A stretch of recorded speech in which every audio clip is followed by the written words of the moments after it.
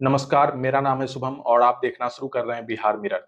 इस वीडियो में चर्चा करेंगे काराकाट लोकसभा सीट की।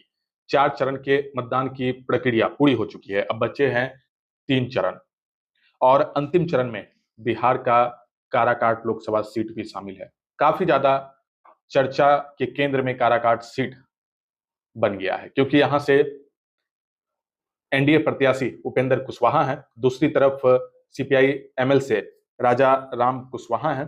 लेकिन जो सबसे ज्यादा चुनावी समीकरण को लेकर के चर्चा है वहां पे वो है पवन सिंह।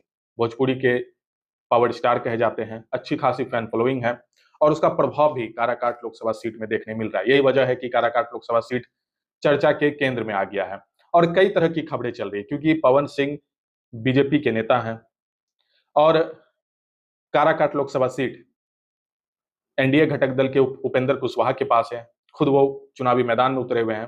तो ऐसे में जब पवन सिंह निर्दलीय काराकाट लोकसभा सीट से नामांकन दाखिल कर चुके हैं, प्रचार प्रसार में लगे हुए हैं, कल एक और खबर काराकाट से आई जब पवन सिंह की मां ने निर्दलीय प्रत्याशी के तौर पे नामांकन काराकाट से ही भर दिया।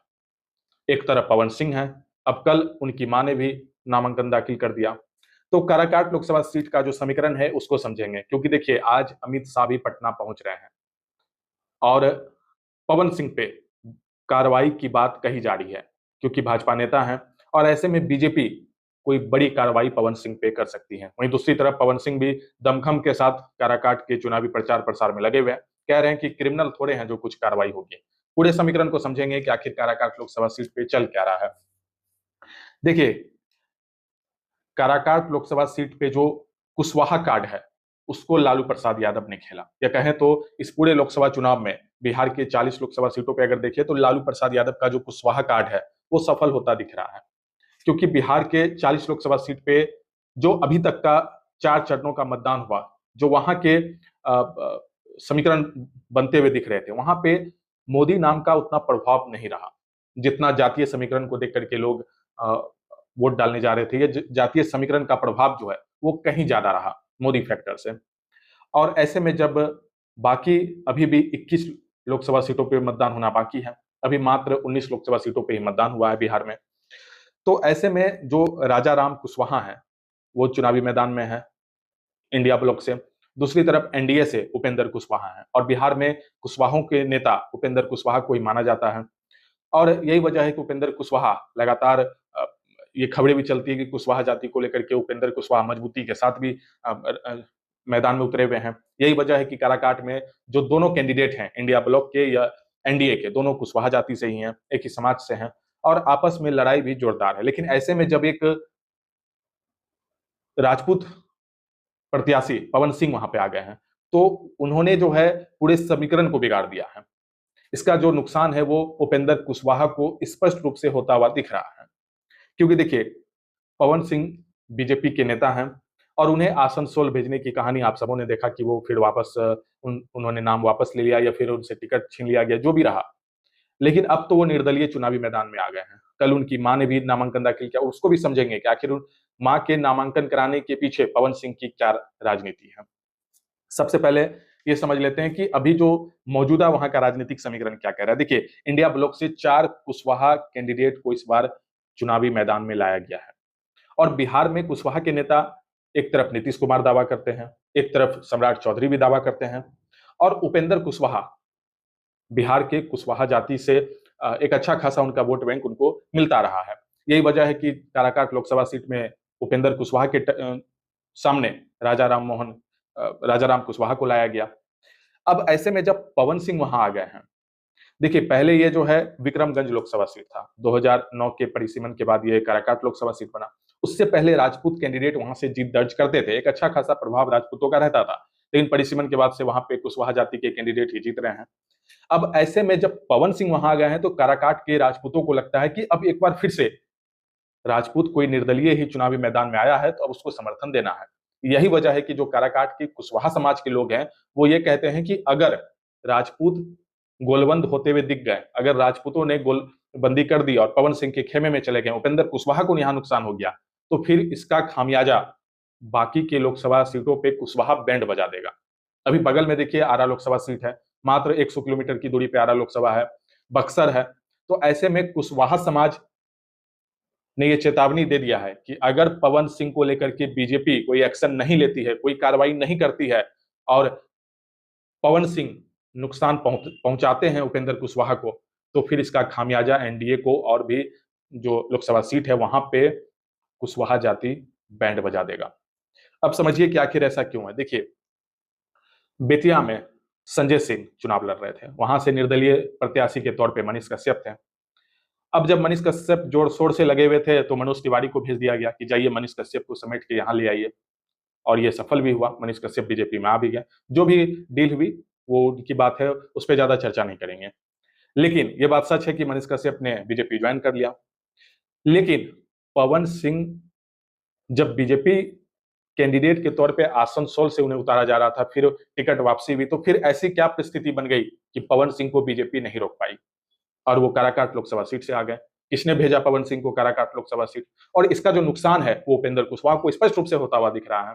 यही वजह है कि कुशवाहा जाति में काराकाट में गुस्सा भी है। अब इस बात से अंदाजा लगाइए कि जब उपेंद्र कुशवाहा नामांकन दाखिल करने जा रहे थे, तब आर के सिंह आरा से पहुंच गए थे इनके समर्थन में। अब आरा में भी जो है राजपूतों ने विरोध करना शुरू कर दिया कि आप वहां क्यों चले गए, पवन सिंह के खिलाफ आपने जो है उपेंद्र कुशवाहा का साथ दे दिया। तो समीकरण जो पूरा देख रहे हैं कि आपस में ही टकराव यहाँ पे मिल रहा है, और इसका जो नुकसान है वो कुशवाहा को होते हुए दिख रहा है, उपेंद्र कुशवाहा को स्पष्ट रूप से। अब ऐसे में ये सवाल है कि आखिर पवन सिंह अब करेंगे क्या, और पवन सिंह पे क्या कार्रवाई होने वाली है? क्योंकि देखिए, नामांकन दाखिल का तो कल तक की अवधि थी। कल उनकी मां अंतिम दिन उन्होंने पर्चा दाखिल कर दिया निर्दलीय प्रत्याशी के तौर पे। अभी भी जो नाम वापसी की जो प्रक्रिया है उसको लेकर के पवन सिंह स्पष्ट रूप से कह रहे हैं कि वो पीछे नहीं हटने वाले हैं। पीछे हटने का तो सवाल ही नहीं है। आज उनसे एक पत्रकार ने पूछ लिया कि आप पे तो बीजेपी अब कार्रवाई करेगी, क्योंकि प्रेम कुमार जो बीजेपी के नेता हैं उन्होंने स्पष्ट रूप से कहा कि अगर पवन सिंह अपने नाम को वापस नहीं लेते हैं तो फिर उन पे कार्रवाई तो होनी निश्चित है। तो पवन सिंह कह रहे हैं कि मैं कोई क्रिमिनल हूं जो मुझ पर कार्रवाई होगी, और पीछे हटने का कोई सवाल नहीं, स्पष्ट रूप से पवन सिंह ने कह दिया।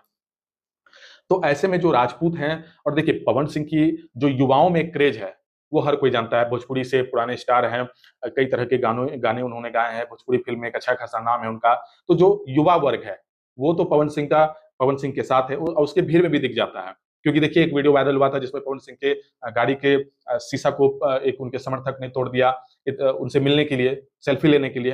तो ये बात सच हो सकती है कि किसी अभिनेता को या फिर कोई कलाकार के लिए भीड़ जुटता है, लेकिन वो भीड़ कितना वोट में कन्वर्ट हो पाएगा? क्योंकि देखिए, उपेंद्र कुशवाहा ने कहा कि पवन सिंह क्या है, कितना उनको समर्थन मिलेगा उस पर कोई चर्चा नहीं। पवन सिंह एक कलाकार हैं, कितना उन्होंने सामाजिक काम किया है, कितना समाज के बीच है, ये मैं नहीं जानता। लेकिन मैं हमेशा समाज के बीच रहता हूँ, समाज के लिए जी रहा हूँ, उपेंद्र कुशवाहा ने स्पष्ट कर दिया। और ये बात सच भी है कि देखिए, जो कोई कलाकार है वो एक स्टारडम की दुनिया का होता है, और वो कितना चुनावी समीकरण में खुद को ढाल पाएगा वो तो हर कोई जानता है, उस पर ज्यादा चर्चा की जरूरत नहीं है। लेकिन जब पवन सिंह आए हैं तो युवाओं में तो क्रेज है, और जो राजपूत वहां पे गोलबंदी की अब जो समीकरण बन रही है उसका नुकसान उपेंद्र कुशवाहा को हो रहा है। यही वजह है कि देखिए, अब आज अमित शाह भी पटना पहुंच रहे हैं।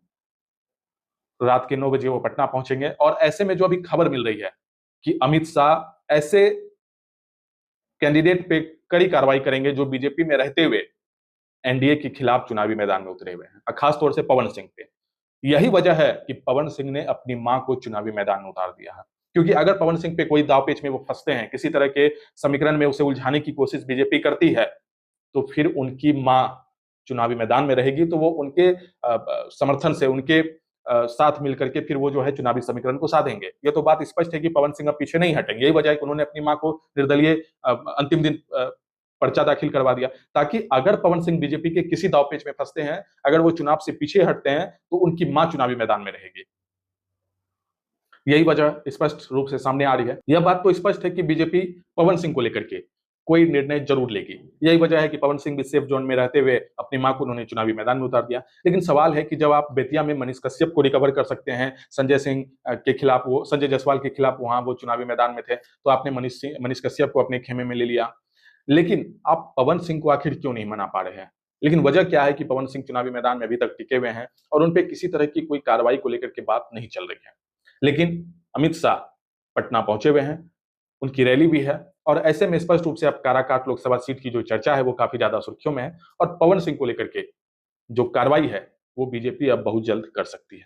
आपकी क्या राय है काराकाट लोकसभा सीट को लेकर के, पवन सिंह को लेकर के? इस वीडियो के कमेंट सेक्शन में जरूर लिखें। अगर आप इस पूरी खबर को यूट्यूब चैनल पे देख रहे हैं तो चैनल को सब्सक्राइब कर लें। अगर आप फेसबुक पेज पे देख रहे हैं तो हमारे पेज को फॉलो कर लें। वीडियो देखने के लिए धन्यवाद।